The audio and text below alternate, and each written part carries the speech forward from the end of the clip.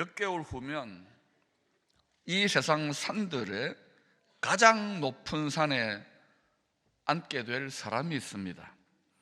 80 가까운 금발 청년 할아버지입니다. 가장 높은 산에 앉게 될 이 사람으로 인하여 이 세상의 작은 산들에 큰 진동과 격변이 일어날 것입니다. 어떤 사람은 쑥 올라가고 어떤 사람은 쑥 내려가고 그런 일이 일어날 거예요.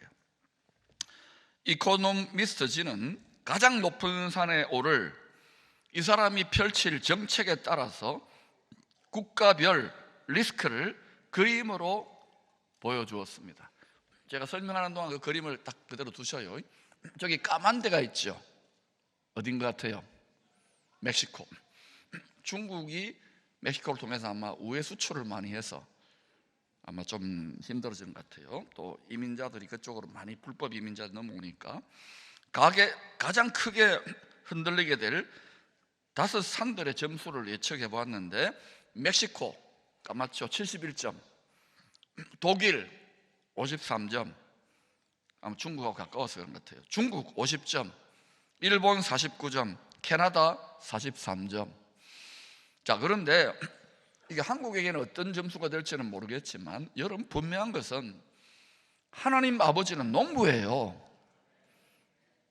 눈물을 흘리며 복음의 씨앗을 뿌리면, 하나님이 농부가 원하는 일을 해드리면 하나님이 거룩한 나라 대한민국과 한국교회와 우리 자신과 우리 다음 세대를 책임지는 줄로 믿습니다. 이 일에 아름다운 롤 모델로 이 도시와 교회가 전화위복의 기회를 붙잡기를 축원합니다. 사람이 창조되기 전 천사들이 창조되었어요. 이 천사들이 만왕의 왕의 뜻을 따라 다스리는 나라가 있었습니다. 이 나라의 최고위급 천사장이 하나님이 앉아 계시는 가장 높은 산에 보좌, 왕좌를 빼앗으려고 쿠데타를 시도했어요. 하늘의 가장 높은 산에서 벌어진 이 영모 사건에 대해서 이사야와 에스겔 선지자가 계시의 성령으로 알려줍니다. 우리는 모르잖아요. 지혜와 계시의 성령, 시공을 초월한 성령으로 그들의 마음과 생각을 사로잡아 말하는 거예요. 이사야 14장 13절, 네가 네 마음에 이르기를 내가 하늘에 올라, 하나님의 뭇별, 사람이 창조되기 전이니까 천사들을 말해요. 뭇별 위에 내 자리를 높이리라, 내 왕좌를 높이리라. 내가 북극 지폐 산 위에, 지존무상이죠. 바로 하나님의 보좌에 내가 앉을 거야. 이게 교만인 거예요. 교만. 이게 우리 속에 있습니다. 이 본성이 하나님이 되고 싶어 해요. 낮추시기를 축원합니다. 그러면 정한 때가 되면 주님의 성품을 닮으면 하나님이 각자의 필요한 데에 스카우트 해가지고 쓰십니다. 하나님의 능하신 손 아래서 주님의 성품을 닮아 겸손하시기를 축원합니다. 귀하게 쓰는 그릇은 오랫동안 낮추시고 힘들고 골짜기, 침침한 것, 답답한 것, 잊어버린 것, 그 골짜기를 거니래. 그때 우리 어른 세대들이 주님을 닮은 성품으로 열매로 빚어줘야 돼, 이렇게 기쁘게 여길 수 있도록 독려해 주셔야 돼요. 또 에스겔 28장, 내가 옛적에 하나님의 동산 에덴에 있어서, 아담이 창조되기 전입니다. 각종 보석이 쫙 있는 천국의 왕궁이에요. 이 세상의 시공을 초월한 하늘의 에덴 동산이 있습니다. 하나님이 계시는 곳이죠. 우리의 영원한 본향집이에요. 하늘의 에덴 동산에서 쫓겨난 마귀가 영모를 꾀했으니까 쫓아내야 되겠죠. 그 산을 자원하여 떠나신 사람 누굽니까? 예수님이죠. 예수님을 이렇게 시험해요. 마귀는 쫓겨났고 예수님은 우리를 구원하고 이 세상을 하나님의 나라로 회복하기 위해 자원하여 하늘 영광 버리고 내려오신 거예요. 자, 같이 읽어볼까요? 시작. 마귀가 또 그를 데리고 지극히 높은 산으로 가서 천하 만국과 영광을 보여 이르되 만일 내게 엎드려 경배하면 이 모든 것을 내게 주리라. 경배가 뭐냐? 모든 걸 주관하는 왕 앞에 엎드려서 굴복하고 충성맹세, 복종한다는 거예요. 예배도 마찬가지입니다. 여러분 마음과 생각을 꺾어서 마음과 생각에 무릎을 꿇고 말씀대로 만왕의 왕 하늘에 숨어 계시지만 이 말씀에 순종하겠습니다. 이게 안 되면요, 이 순종이 없이 계속 듣기만 하면은 온갖 불평과 원망과 하나님을 원수로, 예수 피에 의는 들이묻지만 하나님의 원수로 행할 수 있는 거예요. 육신의 생각을 따라. 성경도 육신의 생각을 따라 읽고 풀고 이러면 안 돼요. 그러면 자기 변명밖에 안 돼요. 그러면 속일 수 없지만 여러분 얼굴 표정과 마음이, 여기서는 그냥 악어 웃음을 웃지만 여러분 집에 가거나 혼자 있을 때 내가 뭐하노? 왜 말라 교회다는 시험 듭니다. 이걸 시험이라 그래요. 너희가 여러 가지 시험을 할 때에 온전히 기쁘게 여기라니까요. 기록된 말씀에 복종하시기를 축원합니다. 마귀가 주님을 데리고 높은 산으로 올라간 그 산은 어떤 산일까요? 마귀가 주님을 시험하기 위해 데리고 올라간 지극히 높은 산은 이 세상 임금, 이 세상의 신인 마귀의 왕좌가 있는 곳입니다. 하나님 이런 랭귀지로 비밀스럽게 슬쩍 성경 전체를 통하여 알려주시는 거예요. 오늘 본문 마태복음 17장에도 높은 산이 나옵니다. 이거는 마귀가 데리고 올라가는 산이 아니에요. 주님이 데리고 올라가는 산이에요.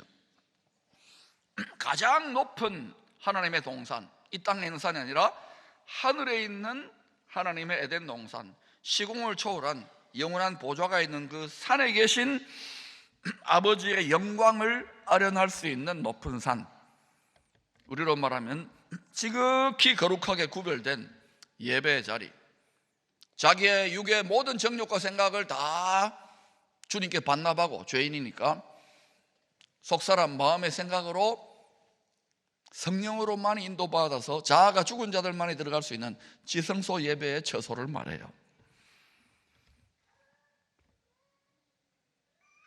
주의 말씀에 순종하여, 말씀에 순종했지요. 그래서 세 제자들은 마음을 다하여 힘을 다하여 높은 산을 올라갔습니다. 높은 산이니까 올라가다가 돌부리에 넘어지고 땀이 나고 상처가 나고 그랬겠지요. 그러면 여러분, 만약에 주의 말씀에, 주의 영에 순종을 안 하면 어떨 것 같아요? 아이고 막 싫다, 막 때려치우자. 그러면 힘드니까 깔딱고개 같은 사람, 아이고 여기가 좋사오니 여기 있겠습니다. 대부분 그 수준으로 신앙생활을 하는 거예요. 근데 올라가야 됩니다. 올라가시기를 축원합니다. 산 아래 거하면 안 돼요. 지금은 힘을 다해 열방의 교회, 한국교회, 특별히 기쁨의 교회는 하나님을 기쁘시게 하기 위해 높은 자리에, 이 올라가는 과정에서 우리 육의 생각과 고집과 자아가 깨어지고 할례되어지는 그런, 인간적으로 볼 때는 괴롭고 힘든 일이 있을 것 같지만 그게 좋은 거예요. 우리 자녀들에게 반드시 기쁨으로 올라가자고 가르쳐야 돼요. 격려해 줘야 돼요. 높은 산, 지극히 거룩하게 구별된 예배 처소에서 호련히 빛난 구름이 덮으며 소리가 납니다. 이는 내 사랑하는 아들이요, 나의 독생자요, 내 기뻐하는 자, 나의 뜻을, 기뻐하는 뜻을 이룰 자라고 하나님이, 하늘에 계신 하나님 아버지께서 도장을 딱 찍어줘요. 그리고는 너희는 그의 말을 들으라. 하나님의 말씀입니다. 복음의 말씀. 듣는다는 건 귀로 듣기만 하는 게 아니라 순종하라는 거예요. 주의 얼굴과 옷이 하늘의 가장 높은 산에 계신 아버지 얼굴에서 나오는 영광의 광채를 받아 해와 같이 빛이 납니다. 이 지성소 예배의 비밀을 아는 성도들은요, 이 고달픈 세상에서 여러 가지 환경에 이렇게 막 휘끌려가지고 막 얼굴이 시커멓게 이렇지 않습니다. 거기에는 원수가 불화살을 쏠 수 없는 곳이기 때문에 어떤 상황 속에도 해와 같이 빛납니다. 연습해 봅시다. 자, 웃어보세요. 그냥 찡그려도 돼요. 웃어보세요. 이 얼굴이 나와야 돼요. 그러면요 여성분들 화장빨을 받습니다. 할렐루야. 맞다 그러잖아요. 하늘이 열려 모세와 엘리야가 나타나요. 세상에. 성경이 그렇다 그러면 그렇게 믿어요. 영광 가운데 주님과 대화합니다. 높은 산에서 천국의 최고위급 인사들이 극비리의 대화를 나누어요. 그런데 여러분, 이 극비리의 대화를 아주 극소수의 사람들만이 이 비밀을 알 수 있는 이거를 누가복음 9장 31절이 독점 단독 보도를 하고 있어요. 읽어볼까요? 시작. 영광 중에 장차 예수께서 예루살렘에서 별세하실 것을 말할세. 죽는 게 아닙니다, 여러분. 이 세상을 출애굽해서 떠나서 아버지의 영원한 나라에 간다는 거예요. 근데 이게 죽는 것으로 보여요. 우리도 육체가 죽는 것으로 보이지만 안 죽습니다. 자는 겁니다. 자는 거. 자고 일어나 한숨 자고 나면은 다음날 방이 바뀌어 있어요. 알겠어요? 하늘에 있는 에덴 동산에 가 있다니까. 이거를 혈과 육을 가지고 이 마음의 생각 속에서 여러 가지 학문 속에 찌들어 있다가 이게 믿어져야 되는데, 이 영안이 밝아져야 되는데, 항상 그러니까 여러분, 창세 이래로 땅의 티끌, 유물이죠, 물질이죠. 이걸 뱀이, 사탄이 먹고 사는데, 이걸로 욕심을 부추겨서 먹고 사는데, 이 유물적 지식, 유물적 세계관, 유물적 이데올로지가 반드시 교회를 붕괴시켜요. 구약도 신약도. 알겠습니까? 그래서 성령의 감동으로 주신 이 하나님의 말씀을 깨달으려면 지혜와 계시의 성령으로 말미암아 보이전 하늘, 영적 차원을 반드시 영안이 열려져야 돼요. 영적 지각을 사용할 수 있기를 축원합니다. 그렇지 않으면 완전히 악한 마귀 원수들에게 짓밟혀요.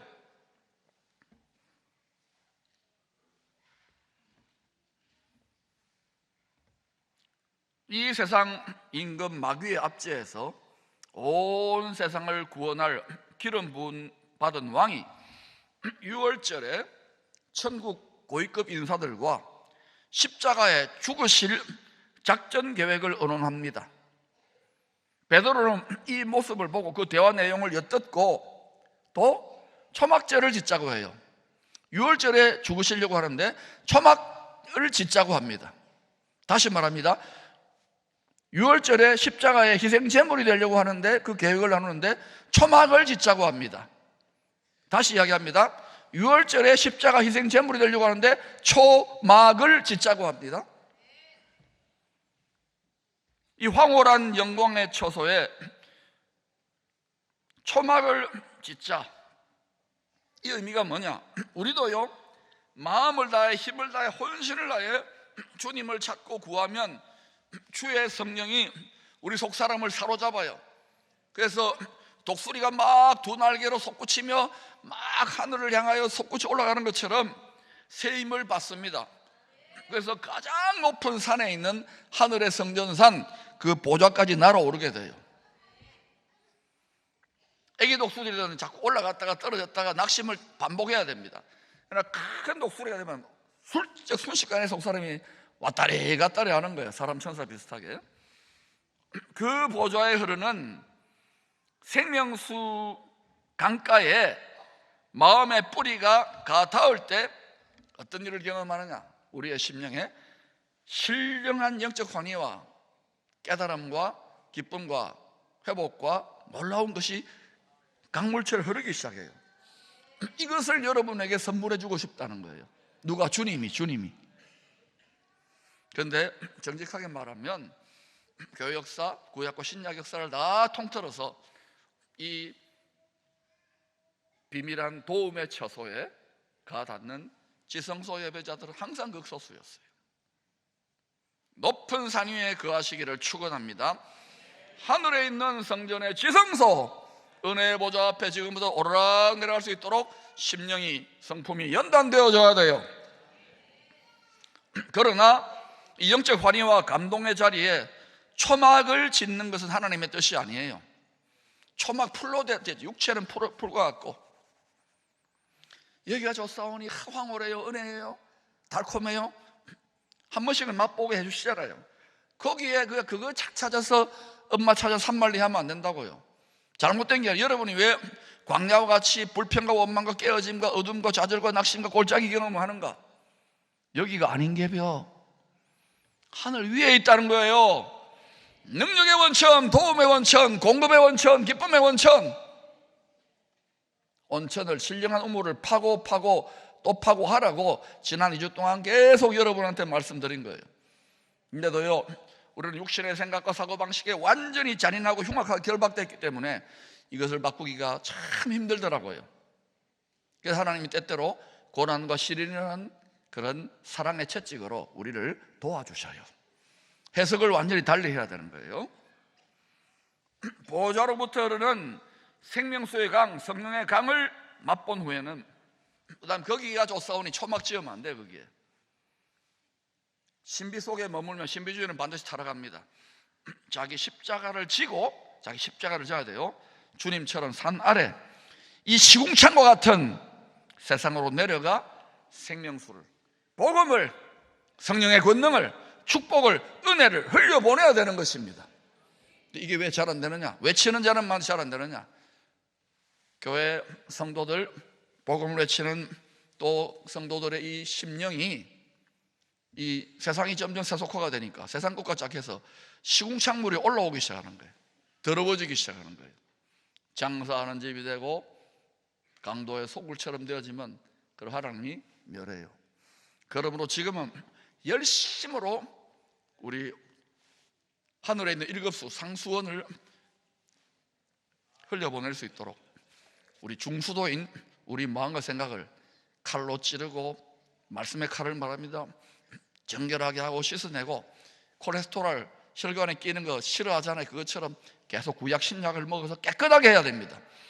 그래서 또 마음의 그릇이 넓어져야 돼요. 연단과 상처 속에도 콸콸콸콸 주님처럼 흘려보내는 통로가 다 되시기를 축원합니다. 이걸 견뎌야 돼요. 이 하수도로 흘려보내게 중수도인 우리의 심령을 청소하는 것을 견뎌내야 되는 거예요. 아프고 힘들더라도 여러 가지 시험과 때로는 불시험과 수치를 당하더라도 견뎌내야 돼요. 기쁨으로. 사도들도 그 말을 했고 주님도 그렇게 우리에게 본을 보이신 거예요. 이거 없이는 점점 교회는 세상과 다를 바 없어지는 거예요. 세상은 교회에 그것을 기대한답니다. 우리 해볼까요? 레위기 23장에 의하면 하나님의 구원 농사는 유월절로 시작해서 초막절로 끝납니다. 따라합시다. 유월절, 초막절. 초막절은 타작마당이 될 세상에서 구별된 모든 열매들을 추수 다 한 뒤에 즐기는 추수감사잔치입니다. 오늘 추수감사주일이잖아요. 초막절에 이런 알곡 열매들이 아니라 결국 하나님이 원하시는 주님을 닮은 사람들을 추수한다는 거예요. 구원이라는 거예요. 그래서 복음의 씨를 뿌리는 거예요. 그때에 많이 거두려면 지금 눈물을 흘리면서라도 나가서 복음의 씨를 뿌려야 되는 거예요. 근데 이게 우리의 혈과 육의 이기적인 욕망의 본성으로는 십자가와 자기 명예를 매기 싫어해요. 그런데도 매야 된다고 계속 외치는 거예요. 왜? 복음의 씨를 뿌리지 않으면 우리가 화를 당한다고, 밟힌다고요. 주의 몸인데 주의 명령에 순종 안 하니까 밟아버려요. 멸해버린다고요. 그래서 안타깝게 외치는 거예요. 주님이 제 입을 사용하신다고 믿습니다.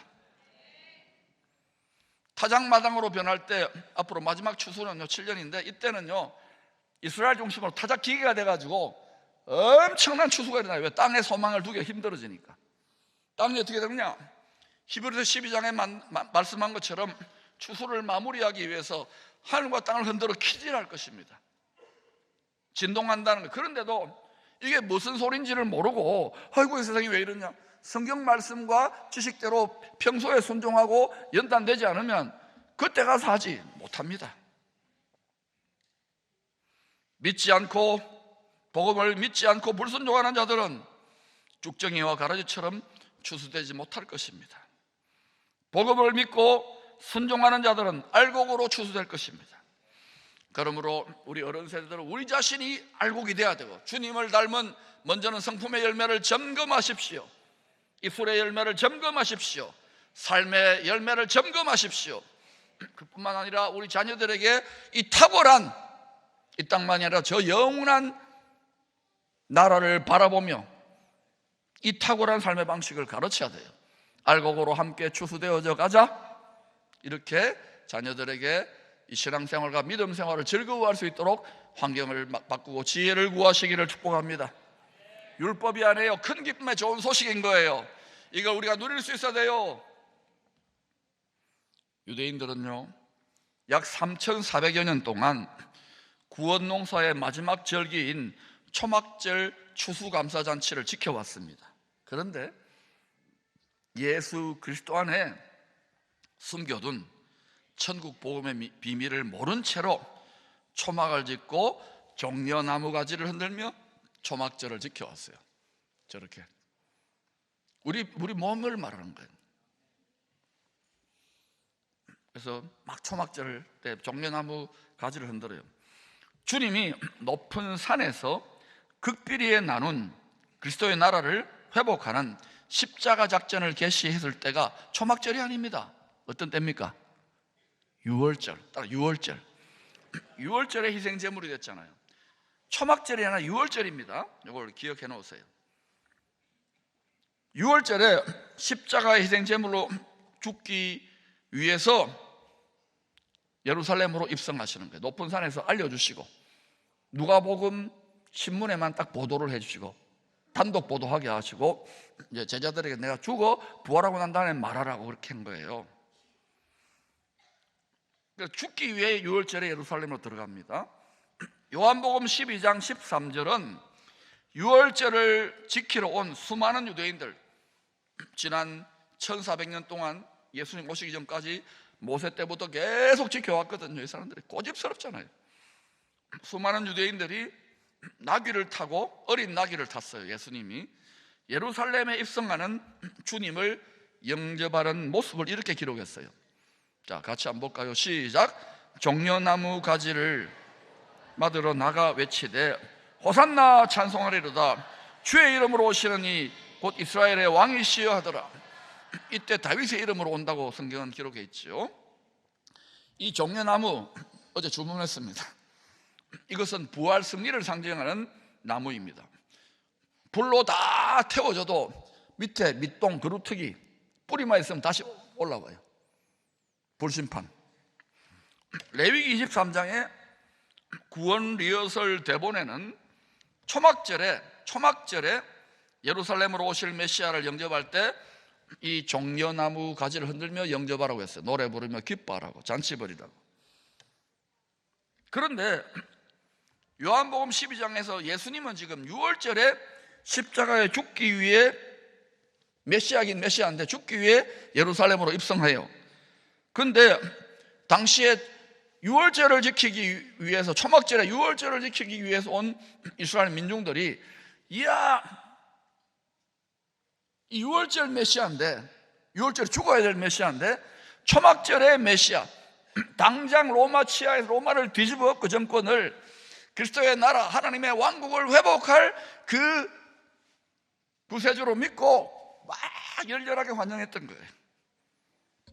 그래서 저 유월절에 흔들었던 거예요. 그런데 하나님은 어때요? 그 모습을 통해서 십자가가 수치와 패배와 곧 좌절로 다 못 박아 죽이라고 할 거예요, 육신의 생각으로는. 그런데 십자가가 뭐예요? 부활 승리 신의 한 수라는 거예요. 여러분이 십자가를, 자기 십자가, 내 목숨의 십자가를 달게 지지 못하면 복음의 단맛 전혀 경험 못할 겁니다. 믿으면 믿을수록 마라의 쓴물을 경험할 거예요. 육을 따라 사는 자, 육신의 생각을 하면 믿는 자들의 한계예요. 그게 결국은 계속 고집하면 주님을 못 박아요. 그러므로 여러분, 우리가 예수를 믿는 믿음에 접붙여졌다면 주의 말씀이 가르쳐주는 대로 해야 돼요. 그것이 좀 힘들더라도 이것을 수술받고, 마음을 수술받고 나면, 생각을 수술받고 나면 오늘 간증하신 제인의 성도님 같은 방황이 없고 놀라운 감격이 어릴 때부터 솟구쳐 나오는 거예요. 레위기 23장 분명히 이야기하지요. 그러나 여러분, 이스라엘 백성들은 십자가 없이 막 영광을 거두려고 했는데 우리 주님은 자신이 유월절에 죽어야만 부활의 첫 열매가 되잖아요. 그리고 사망 권세를 움켜쥔 원수 마귀 뱀의 머리를 밟을 수 있기 때문에 기꺼이 오직 홀로, 독생자 홀로만 십자가에 달린 겁니다. 누구도 우리의 공로와 우리의 실력으로 자랑할 수 없는 거예요. 예수 십자가의 죽음은 세상 사람들에게나 세상의 지식자들에게나 육신에 속한 성도들에게는 수치와 패배와 부담감처럼 느껴지고 보일 거예요. 그러나 연단된 성령의 인도를 받는 사람들, 하나님의 영으로 인도를 받는 하영인 기쁨의 성도들에게는 적장의 머리를 밟고 완전하고도 영원한 승리를 주시는 신의 한수인 거예요. 이겼다, 밟았다, 다 이루었다. 영원한 나라의 왕이 적진의 한복판에 들어가 자신의 생명을 내어주고 나라를 다 되찾아온 거예요. 이미 이겼어요. 우리도 십자가를 지고 왕의 가마를 메면 하늘에 계시는 영광의 왕의 영이 우리 가운데 부어지기 때문에 우리를 돕는, 구원받을 상속자를 돕는 천군 천사들, 바람 불꽃 천사들이 여러분의 일평생, 여러분과 여러분의 자녀와 여러분 모든 대한민국 일평생 하나님이 도우실 줄로 믿습니다. 장차 짐승의 시험을 이기고 구원받은 성도들이 초막절에, 유월절이 아닙니다, 초막절에 예루살렘으로 입성하실 영광의 왕을 이 종려나무 가지를 흔들며, 부활 승리를 가지를 흔들며 영접할 것입니다. 요한계시록 19장 11절에서 14절은 이 초막절에 주님이 나귀가 아닌, 어린 나귀가 아닙니다, 백마를 타고 승리의 상징을 하고 하늘 군대와 함께 예루살렘으로 승리의 입성, 개선 행진을 하실 것을 보여준 거예요. 미가서 4장 1절 2절은 초막절에 하늘의 가장 높은 산에 보좌에 계신 주님이 예루살렘 성전산 보좌에 앉아 모든 민족을 다스릴 왕이 되실 것을 예언합니다. 지금 우리는 그 나라를 상상해도 상상이 잘 안 될 거예요. 지금 마치 엄마 뱃속에 있는 것 같아요. 그러나 해산의 진통, 아기가 엄마의 산도를 빠져나가는 그 진통을 경험하고 나면 너무나도 복되고 아름다운 메시아 왕국,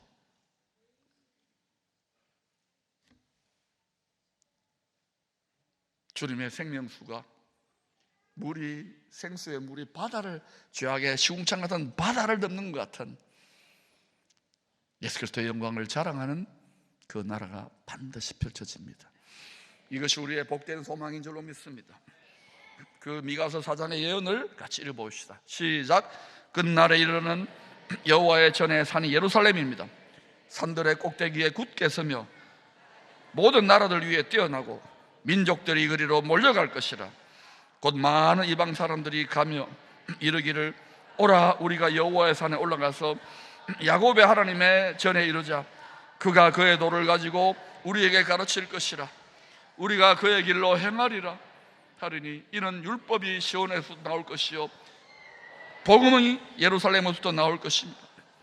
예수님이 율법의 말씀 자체이신데 자기 몸을 깨뜨려서 그 죄인들을 저주하는, 사망으로 이끄는 그 율법을, 하나님의 법이 그렇게 된 거예요. 이것을 바꾸어서 많은 죄인들에게 은혜를 베푸시고 그를 믿는 자들에게 생명의 성령의 법, 영생의 법이 되신 줄로 믿습니다. 이 복음을, 이 생명의 성령의 법궤, 이 자기 십자가를 지고 좋은 열매로 추수되어 초막절에 예루살렘으로 반드시 약속대로 입성하실 우리 주님을 기쁨으로 영접할 수 있는 그 은혜가 저와 여러분 모든 가정과 자녀들 가운데 있게 되기를 축원합니다. 만 가지 유혹과 시험을 이기고 우리 주님을 기쁘시게 하는 그러한 기쁨의 교회, 한국교회, 대한민국이 된다면 앞으로 하나님은 이 민족을 반드시 높이도록 통일한국과 열방을 축복할 만한 그러한 민족으로 사용하실 줄로 믿습니다.